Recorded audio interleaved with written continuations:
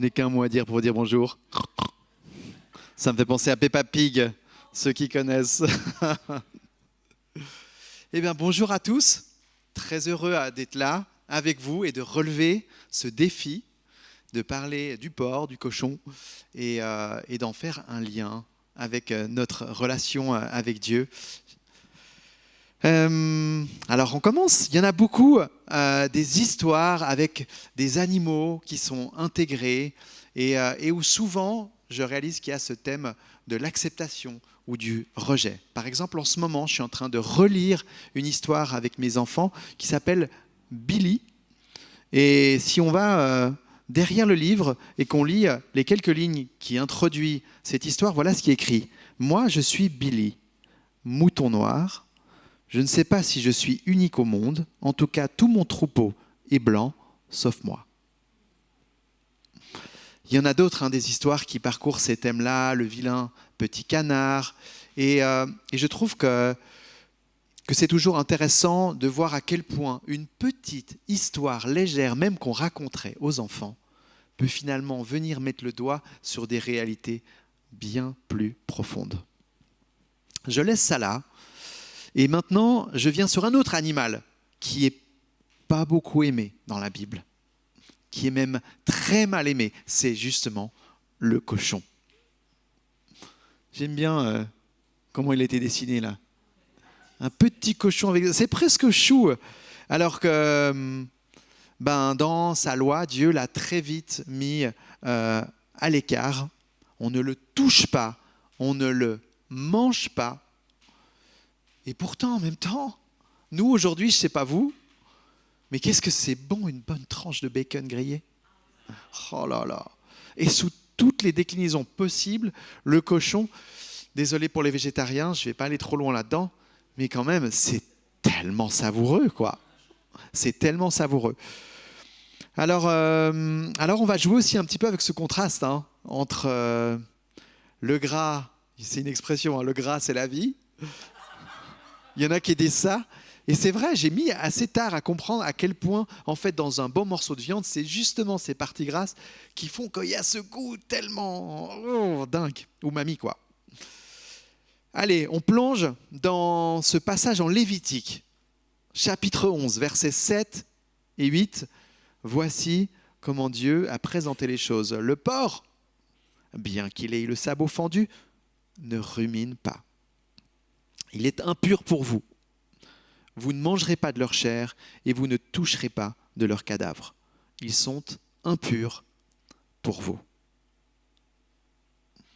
Et ma question directe d'entrée de jeu, mais pourquoi le porc est aussi clairement déclaré comme impur?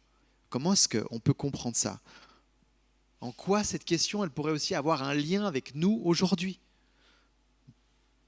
Pourquoi amener un message aujourd'hui sur cette thématique? Pourquoi oser, là, vous présenter ce passage biblique et essayer d'en tirer quelque chose? C'est en tout cas la question que je me suis posée. Avant, moi, j'ai besoin de me réconcilier avec le livre du Lévitique et de découvrir un peu mieux le contexte de comment est-ce qu'on peut prendre ces différentes listes de lois et de règles qui parcourent ce livre et auxquelles, franchement, parfois, on est là, faut s'accrocher, quoi. Et ce chapitre 11, si vous le parcourez ensemble, je ne vais pas aller dans tous les détails, ce serait trop long et ça ouvrirait d'autres choses, mais il ne fait pas exception. Et on serait tenté de voir ce chapitre, ce verset, ce livre du Lévitique, un peu comme une longue liste, et notamment là, en l'occurrence, de règles d'hygiène à suivre, entre ça c'est impur, ça c'est pur, ça c'est bien, ça c'est pas bien. Comment est-ce qu'on peut comprendre ça? Est-ce qu'on arrive à voir au-delà de cet enjeu de permission et d'interdiction pour comprendre ce que Dieu il avait envie de dire à son peuple à ce moment-là? Pour ça, notamment dans ce chapitre 11, on a besoin d'aller un petit peu plus bas. Et moi, j'ai envie de m'arrêter sur ce verset 44. Est-ce que tu peux nous le mettre? On va le lire ensemble.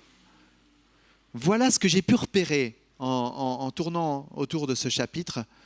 Dieu a dit, vous vous consacrerez, autrement dit, vous vous mettrez à part, vous serez saints, car je suis saint.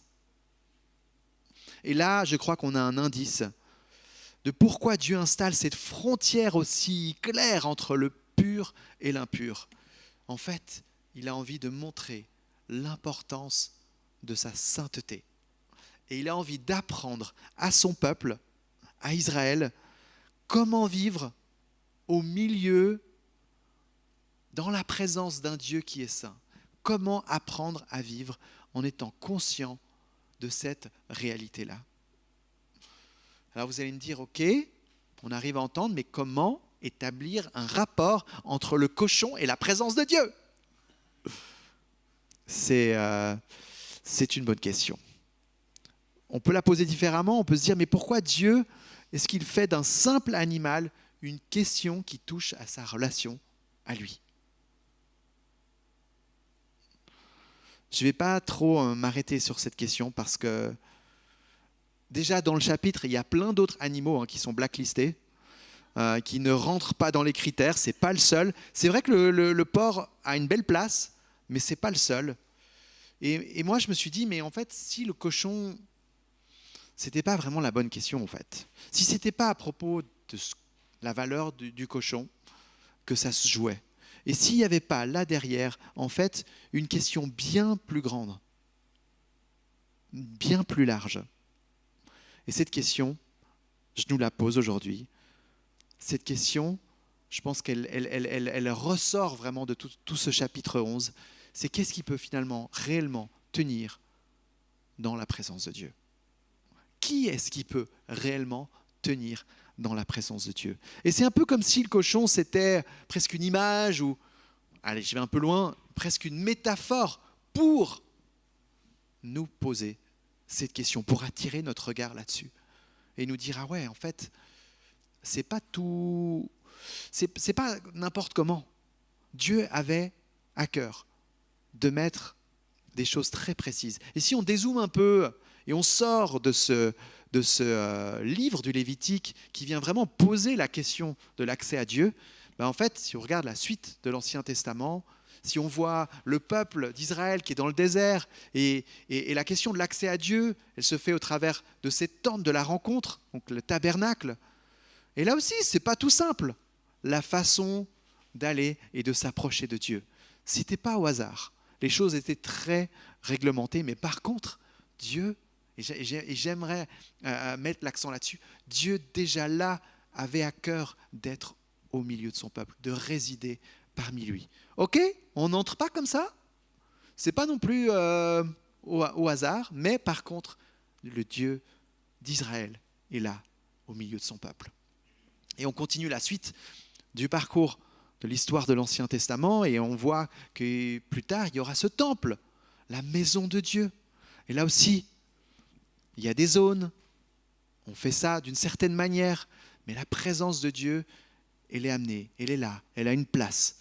On la voit qui est comme tout au long de cette histoire, comme pour déjà poser cette question. Mais qui et comment on peut atteindre, avoir accès à ce Dieu vivant ? Qui viendra ouvrir l'accès à Dieu pour rencontrer son peuple ? Et vous savez certainement la réponse, nous, en 2026. On m'a donné la même réponse ce matin à Genève. C'est Jésus. Et si le Lévitique vient poser la question de l'accès à Dieu, Jésus vient, des années plus tard, répondre à cette question en rencontrant son peuple. Et en fait, c'est intéressant maintenant pour moi de laisser ce passage de l'Ancien Testament et d'arriver dans le Nouveau Testament et de voir en fait que là, mon message pourrait prendre plein de directions différentes si on reste sur la question du cochon. Parce que c'est ça que j'avais envie de dire. Revenons quand même à nos cochons. Revenons à nos cochons. C'est quand même le thème du jour. Et j'aimerais m'arrêter avec vous sur une histoire du Nouveau Testament. Cette fameuse histoire de l'homme païen qui vit dans un tombeau, qui se blesse lui-même et qui est entouré d'un troupeau de 2000 porcs. Vous vous souvenez de cette histoire. Et qu'est-ce qui se passe ? Jésus vient rencontrer cet homme-là, cet homme que personne ne veut voir, que personne ne veut approcher. Jésus vient le rencontrer. c'est dans Marc 5. Alors on va pas lire cette histoire, mais on va la parcourir ensemble. Donc, pour vous rappeler quand même quelques éléments, cet homme est rempli de démons et Jésus vient le rencontrer, vient le délivrer de ces démons. Et ensuite, il envoie tous ses esprits dans ce troupeau de porcs. Et le troupeau de porcs ne gère pas le truc et va se jeter en haut de la falaise pour finalement se noyer dans le lac de Galilée. Et cet homme qui est à l'écart, il est impur, il vit entouré de cochons, comme je le disais avant. Et c'est un peu le prototype de celui qu'on imagine le plus éloigné de Dieu sur l'échelle, tu vois. Il est l'intouchable des intouchables, tellement il est brisé, cet homme-là. Et en fait, j'ai envie de faire un lien avec nous aujourd'hui, en disant que nous aussi, nous sommes ces païens, hein. On n'est pas de la lignée pure des enfants de Dieu d'Israël, mais Dieu a choisi d'ouvrir la porte pour que nous, aujourd'hui, païens, non-juifs, étrangers avec le regard de l'époque, nous puissions être dans la famille. Nous aussi, je ne sais pas votre parcours de vie, mais à un moment donné, nous avons été brisés, nous avons été désespérés, éloignés de Dieu, à parfois se blesser soi-même ou alors à blesser les autres. Nous aussi, nous avons été ces hommes et ces femmes qui crient de douleur parce que quelque part on est entouré d'une certaine forme de désespoir. Ce gars qui a rencontré Jésus n'est en fait pas si différent de chacun d'entre nous. C'est juste que lui, il est peut-être au bout du chemin sur lequel en fait nous aussi nous tenons à un certain degré. Mais cet homme a été rencontré par Jésus. Cet homme qui était tout au bout du chemin qu'on peut imaginer. Jésus est venu ouvrir un accès à sa présence. Il n'y a pas eu de conditions à remplir. Il n'y a pas eu de règles à suivre. C'est un amour incarné qui est venu le rencontrer. Et qu'est-ce qui s'est passé? Cet homme, soudainement, a été libéré de la tyrannie du diable. Toute l'impureté qu'il représentait, elle a été envoyée dans ce troupeau de cochons. Et tout a été noyé dans le lac de Galilée. Et à ce verset 15, où il est dit que l'homme retrouva sa raison et il est habillé. Le contraste est énorme. Et avant la rencontre de Jésus, il est nu et il est fou, dans la folie totale. Il rencontre Jésus, il retrouve la raison et il est habillé. Il peut se tenir devant les siens, devant sa communauté. Et sa communauté n'arrive pas à le reconnaître, n'arrive pas à croire qu'il s'est passé. Et il est dit plus tard, quelques versets plus loin, au verset 19, ils sont remplis de crainte en voyant la puissance de ce que Jésus venait faire. Et à la fin de l'histoire, rétabli dans sa dignité, cet homme est envoyé pour raconter ce qui s'est passé, raconter aux siens ce que Jésus a fait pour lui. Alors oui, les cochons sont morts, c'est vrai. Mais dans cette mort-là, l'homme a trouvé une vie nouvelle, libéré des puissances qui l'opprimaient, libéré de l'impureté qui le souillait. Et nous aussi, nous sommes sur ce chemin-là, ce chemin où parfois on est désespéré, où parfois, nous aussi, on ne se sent pas très bon, pour ne pas dire qu'on pue le cochon. Mais honnêtement, ce qu'on fait, ce qu'on vit, là on porte le regard dans nos semaines, ça sent pas bon parfois. Et ça ne tient pas. Et c'est le lien avec finalement ce verset du jour que je vous ai présenté plus tôt. C'est fort de réaliser qu'on vient d'un regard de Dieu où dans la façon dont il a établi les choses, ça ne tient pas dans sa présence. Il est saint. ce Dieu créateur. Mais de la même manière qu'il est saint, il a aussi trouvé un chemin pour nous rencontrer, pour nous faire la place. Et Jésus est venu mourir de cette mort qui nous séparait de lui. Et il prend avec nous toute notre impureté, tout ce qui sent pas bon. Mais il est revenu à la vie le 3e jour pour nous emmener dans cette vie qui n'a pas de fin. Une vie dans la présence de Dieu. Elle commence aujourd'hui, cette vie éternelle. Cette vie dans la présence de Dieu. L'Évangile, c'est une histoire où finalement Dieu choisit de nous accueillir tels que nous sommes. Sans conditions, sans règles. Et je trouve fou en fait cette liste de règles à s'en perdre dans le Lévitique et en même temps cet homme qui est rencontré sans conditions, sans règles, sans rien. Viens, il y a une place pour toi, même toi. Et je ne sais pas à quel point ça vient parler dans nos vies, parce que je sais que toi et moi, on peut lutter avec cette question de est-ce que je suis accepté? Est-ce que je suis assez digne? Et est-ce que cette image, en fait, de cet homme qui est tout au bout de la route, ce n'est pas une manière de dire, mais attends, même lui, alors toi aussi. Et c'est fort ces histoires, c'est fort ces images. Et cette histoire de l'homme païen, c'est aussi finalement une image qui vient en dire long sur le cœur de Dieu, qui nous accepte et qui choisit de nous rencontrer. Et même si régulièrement on se pose la question, mais est-ce que je suis aimé? Est-ce que je suis digne? Est-ce que ce que j'ai fait, ça n'est pas un obstacle suffisant pour, quelque part, me retirer et penser que je n'ai pas ma place auprès de lui?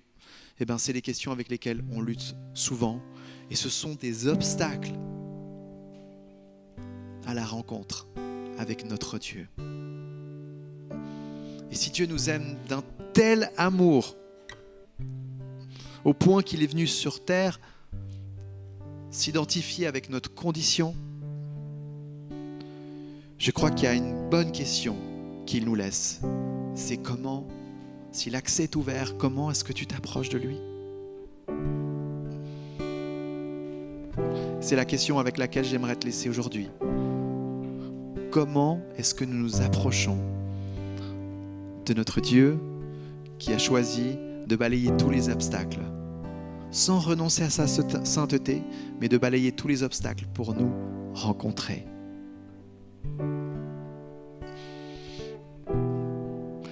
Dieu nous tend des perches pour nous ramener à lui et il va continuer à le faire.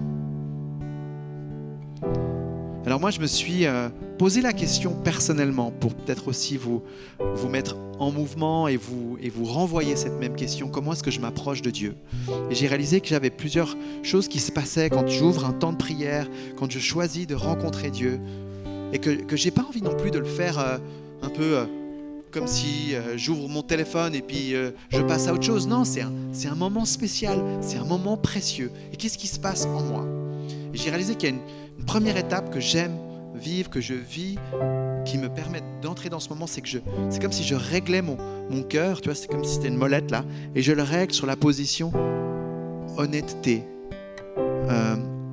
C'est un moment vrai, c'est un moment où je peux être vrai, où je peux être tel que je suis. Et c'est toujours un petit élément qui se passe en moi, qui se passe dans mon cœur, et qui me permet de dire, ok, là, je rencontre le Dieu vivant. Une autre étape, c'est que j'aime prendre cette profonde inspiration.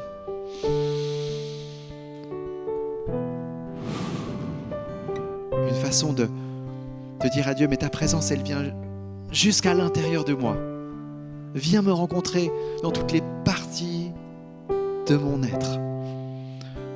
Et puis, j'aime me rappeler, une troisième étape, j'aime me rappeler, et je laisse résonner cette phrase dans ma tête. Je suis accepté. Peu importe ce que j'ai fait. Je ne laisserai pas un autre mensonge se dresser sur ma route. Je suis accepté, je suis un enfant de Dieu, j'ai ma place. Ce moment est un moment pour moi, un moment avec mon Créateur. Ensuite, une autre étape, c'est que je déclare et je reconnais que j'ai besoin de lui. Et ça, c'est aussi une façon de me ramener à l'importance et à la priorité que je choisis de voir sur ce moment. Et peut-être que ce n'est pas vraiment ce que je vis ce matin-là ou ce moment-là, mais je me mets en direction de. Je choisis de me dire, mais en fait, la vie, elle commence là, quand je me mets à rencontrer mon Dieu. C'est là que tout commence. Tout le reste, toutes les belles choses que je peux faire, ok, mais l'Écriture nous le dit, elles vont sonner creux si ce n'est pas d'abord réglé dans cet amour divin qui me nourrit, qui me positionne. Et puis, la dernière étape, c'est que je l'accueille et je me laisse accueillir. Je trouve qu'il y a vraiment, ça va dans les deux sens, parce qu'on peut dire oui Seigneur, t'es bienvenu, mais est-ce que je me laisse accueillir? Est-ce que j'ouvre la porte? Est-ce que je le laisse entrer, me rejoindre? Enfin voilà, rien que juste la question de comment je m'approche de Dieu, on pourrait en parler pendant des heures, mais comment toi tu vis ça? Comment ça se passe? Comment est-ce que ça s'est ancré dans tes habitudes du quotidien? Comment est-ce que tu en fais un moment spécial? C'est la question que je te laisse aujourd'hui, c'est la question que je te laisse même pour ce moment à vivre, parce que j'ai envie de finir comme ça le message en cette fin d'après-midi, c'est vous laisser chacun dans un temps de rencontre avec le Dieu vivant. Et pour ça, je voudrais prier pour chacun de vous, que vous soyez bénis dans la suite, dans cet été de rencontre avec Dieu. Je sais, on est parti du cochon, mais on arrive là, dans ce moment saint, avec le Papa du ciel. Merci Seigneur Jésus, pour ton envie folle de balayer tous les obstacles pour nous rencontrer. Ça en dit long sur ton amour, sur ton cœur pour nous, pour chacun de nous. Et je voudrais adresser aujourd'hui tout ce qui se tient sur notre chemin, qui a pris une place pour différentes raisons, que ce soit des blessures, que ce soit des habitudes de vie, des refrains, des mensonges qui ont pris une place et qui ne nous permettent pas d'être accueillis dans tes bras. On les dépose ce soir à tes pieds, à la croix, là où tout a été anéanti.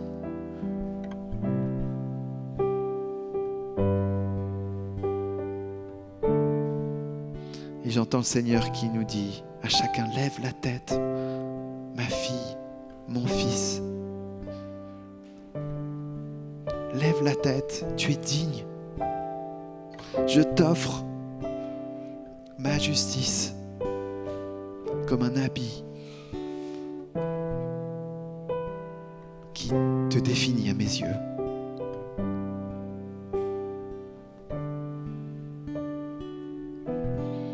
Je prie ce soir pour que chacun puisse être libre de venir à la rencontre de son Seigneur régulièrement, chaque jour, avec une joie, avec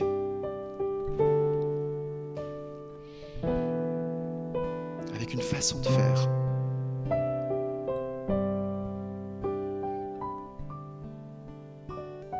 Et que dans ces moments-là, vous soyez chacun vivifié, c'est-à-dire que vous receviez la vie, cette vie en abondance, qu'elle vous renouvelle, qu'elle vous ressource, qu'elle vous inspire, qu'elle vous fortifie.